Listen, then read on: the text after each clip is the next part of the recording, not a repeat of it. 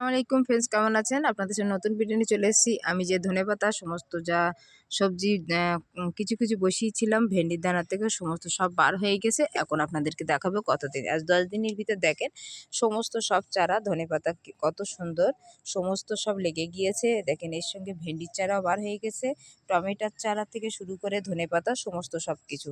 আর দেখেন সব কটায় বার হয়ে গিয়েছে। এই দেখেন যেগুলো চারা তৈরি করেছিলাম আগাম সেপ্টেম্বর মাসের লাস্টের দিকে, অক্টোবর এই নভেম্বর মাসের ভিতরেই কত সুন্দর ভেন্ডির চারাগুলো সব বার হয়ে গিয়েছে। দেখেন ধনেপাতা থেকে শুরু করে সমস্ত সব কিছু। তাহলে আগাম যদি পেতে চান তা অবশ্যই আপনারা সেপ্টেম্বরের মাসে লাস্টের দিকে যদি বসাতে পারেন।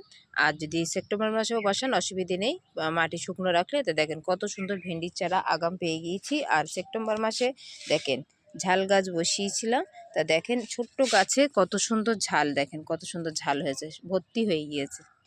এদিকে এই যে ভেন্ডির চারা এগুলো সব লেগে গিয়েছে। এখানে 10-20টা ঝালের চারা থেকে শুরু করে বসানো হয়েছে। আর এদিকে আছে ভেন্ডির চারা।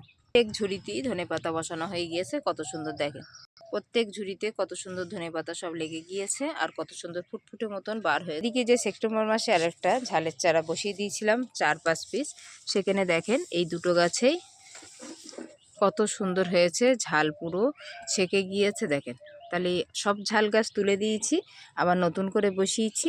তারা আগাম আমি ছাদেতে খেতে শুরু করব, তারপর নতুন করে আবার যেগুলো বসাবো জানুয়ারি ফেব্রুয়ারি মার্চ মাসের ভিতরে আমি সমস্ত সারা বছর ঝাল পেয়ে যাব।